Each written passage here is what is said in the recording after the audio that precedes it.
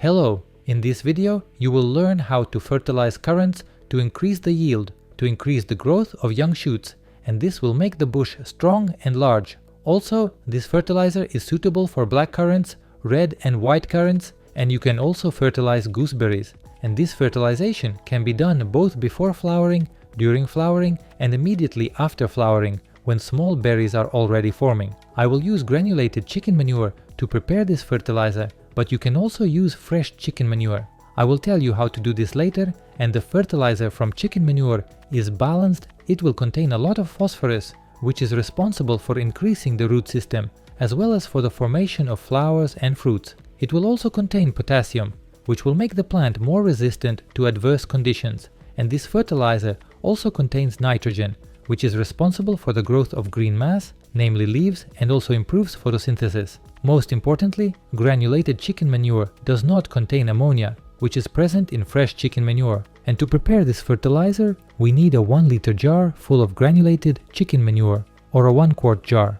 We add it to 10 liters of water or 10 quarts of water and wait until it is completely dissolved. It takes about 2 hours and we get a concentrate.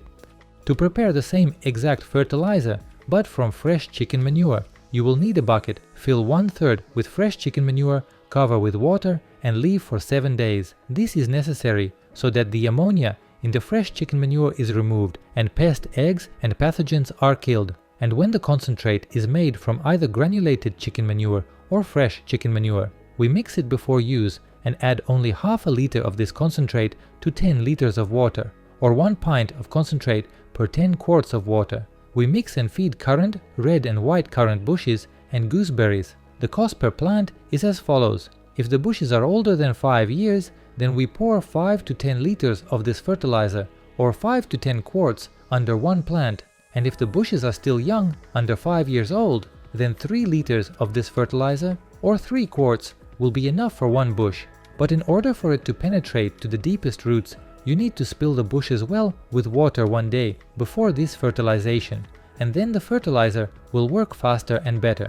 You can also repeat this feeding again in 2 weeks, thereby increasing your yield. The berries will be very large, and you will also get a lot of young growth, which will yield an even larger harvest next year. If you found the information from this video useful, be sure to like it. Do not forget to share this video with your friends and subscribe to my channel so as not to miss the release of new videos. I wish you a good day and see you in the next videos.